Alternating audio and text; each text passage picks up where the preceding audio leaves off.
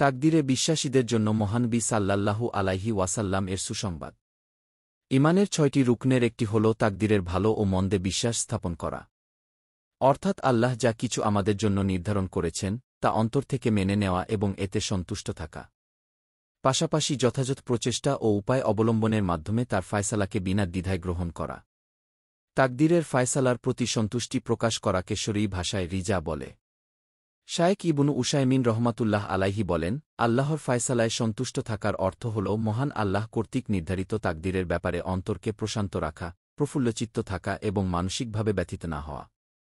যদিও আপতিত বিপদকে সে অপছন্দ করে। শরহুল আকিদা পি ৩৭০-৩৭১।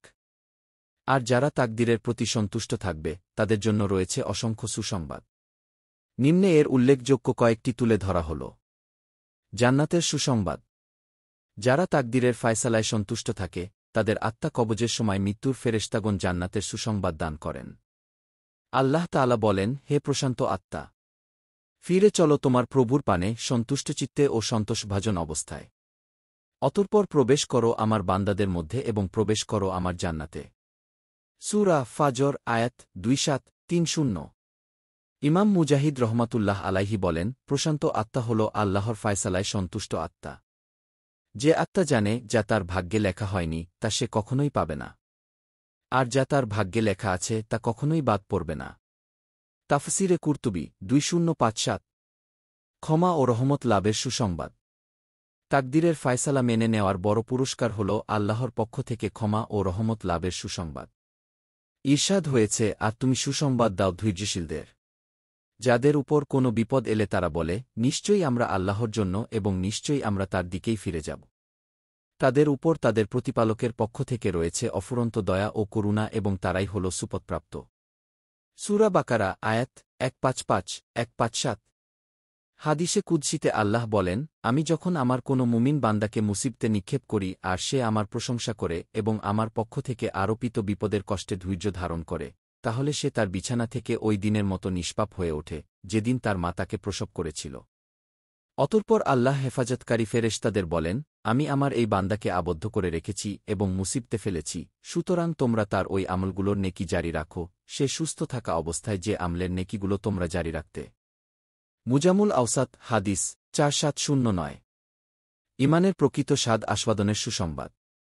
তাকদিরের ফায়সালার প্রতি সন্তুষ্ট থাকার সবচেয়ে বড় পুরস্কার হচ্ছে ঈমানের প্রকৃত স্বাদ আস্বাদন। আল্লাহর সিদ্ধান্তকে খুশি মনে মেনে নেওয়ার মাধ্যমে হৃদয় জুড়ে যে অপার্থিব প্রশান্তি পাওয়া যায় তা অন্য কোনো মাধ্যমে লাভ করা সম্ভব নয়। রাসূলুল্লাহ সাল্লাল্লাহু আলাইহি ওয়াসাল্লাম বলেছেন, সে ব্যক্তি ঈমানের স্বাদ আস্বাদন করতে পেরেছে যে আল্লাহকে রব হিসেবে, ইসলামকে দ্বীন হিসেবে এবং রাসূলকে নবী হিসেবে পেয়ে সন্তুষ্ট হয়েছে। মুসলিম হাদিস ৩-৪। ইবনে রজব হাম্বলী রহমাতুল্লাহ আলাইহি বলেন, বান্দা যখন ঈমানের স্বাদ পেয়ে যায় এবং এর মিষ্টতা অনুভব করতে পারে, তখন তার জিহ্বা ও অঙ্গপ্রত্যঙ্গে এর প্রভাব প্রকাশ পায়। তার জিহ্বায় আল্লাহর স্মরণ এবং তার সন্তুষ্টিমূলক কথা মিষ্টি লাগে, তার অঙ্গপ্রত্যঙ্গ আল্লাহর আনুগত্যের পানে দ্রুত ছুটে চলে। লাতায়েফুল মারিফ পি ২২৬। আল্লাহর সন্তুষ্টি লাভের সুসংবাদ।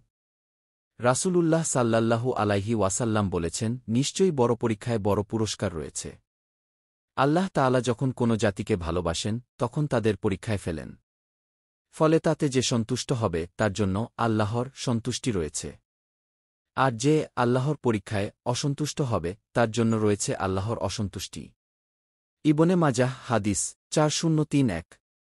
দোয়া কবুলের সুসংবাদ। ইবনুল জাওজি রহমাতুল্লাহ আলাইহি বলেন, আমি এক বিস্ময়কর ব্যাপার দেখেছি যে কোনো মুমিনের উপর বিপদ নেমে আসার পর সে দোয়া করে, অনেক বেশি করে আল্লাহর কাছে চাইতে থাকে। কিন্তু কবুলের কোনো লক্ষণ দেখতে না পেলে প্রায় আশা ছেড়ে দেওয়ার উপক্রম হয়, তখন আল্লাহ তার অন্তরের দিকে দৃষ্টি দেন। যদি সে আল্লাহর ফায়সালায় সন্তুষ্ট থাকে, তার অনুগ্রহের ব্যাপারে নিরাশ না থাকে, তাহলে অধিকাংশ ক্ষেত্রেই আল্লাহ তৎক্ষণাৎ তার ডাকে সাড়া দেন। শায়দুল খাতির পি ১৩৮। আল্লাহ সবাইকে সঠিক জ্ঞান দান করুন এবং জীবনের সর্বত্র দিন মেনে চলার তৌফিক দিন। আমিন। দিন প্রচারের উদ্দেশ্যে ভিডিওটি শেয়ার করুন। লাইক, কমেন্ট, ফলো এবং চ্যানেলটি সাবস্ক্রাইব করে পাশে থাকবেন। জাযাকাল্লাহ খৈরান।